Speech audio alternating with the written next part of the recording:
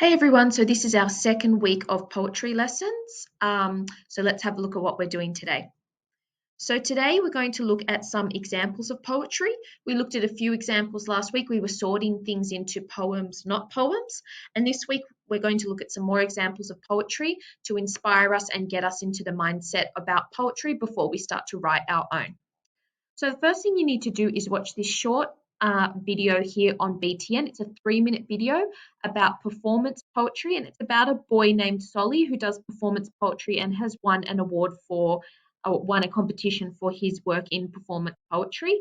And if you would like to find out more about that person, you can click the link to his website here, and there's more examples of poems he's written, and there's also some more videos of poetry he has read aloud, and it might help you answer some of the questions we're going to look at today if you need some reminders of things as well. So, what does Solly like about performance poetry? What do you notice about his poetry style? And what are some topics he focuses on in his poems? So you can type your answers straight into the boxes here, or you can type them into your completed work document or on a piece of paper and upload a photo. But what teachers will be looking at is whether you've answered your questions in full sentences, not just a couple of words. So you need to put the question into your answer. For example, what does Solly like about performance poetry? Solly likes getting up on stage. That's what he likes about performance poetry. That wasn't the best example of a sentence, but you can see how I put the question in the answer. The second thing to remind you about before you answer your questions is it's always good to watch the same video twice. So you need to watch it the first time, you're just thinking about it, taking it in. Then I want you to do is have a look at the questions and then maybe watch the video again now that you're thinking about the questions and how to answer them. Or you can just watch it once, read the questions, and then skip to the parts of the video that you need to answer the questions. All right. These questions are, the first lot of questions I had up then are for all years 3 to 6 students. The next 3 questions here are for 5, 6 students only. But if you are in years 3 and 4 and you would like to answer them, you're welcome to, but you don't have to answer them. It's just definitely though year 5 and 6 must answer these questions. So what sort of challenges did Solly face when he first started writing poetry? Briefly summarize how slam poetry or performance poetry works. And there are some notes about this on Solly's website. And how did Solly's poetry make you feel? So with these types of questions, as we've mentioned in previous lessons last term, we don't want an answer like, oh, it didn't make me feel anything. We really want to know how it made you feel.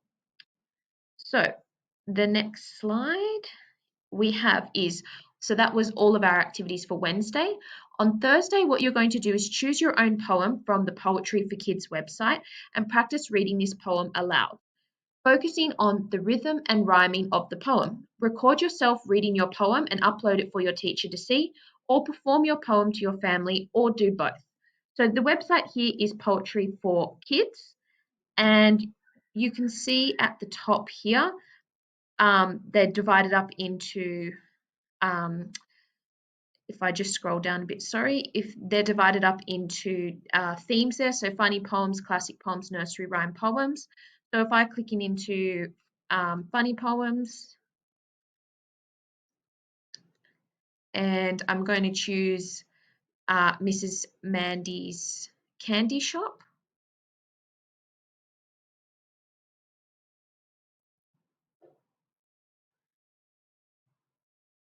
And what you need to do is you need to read it aloud in front of your mirror a few times first before recording it or before performing it to your parents. And you really want to be focusing on the rhyming and rhythm of the poem and using expression. So I'll give you an example with the first paragraph.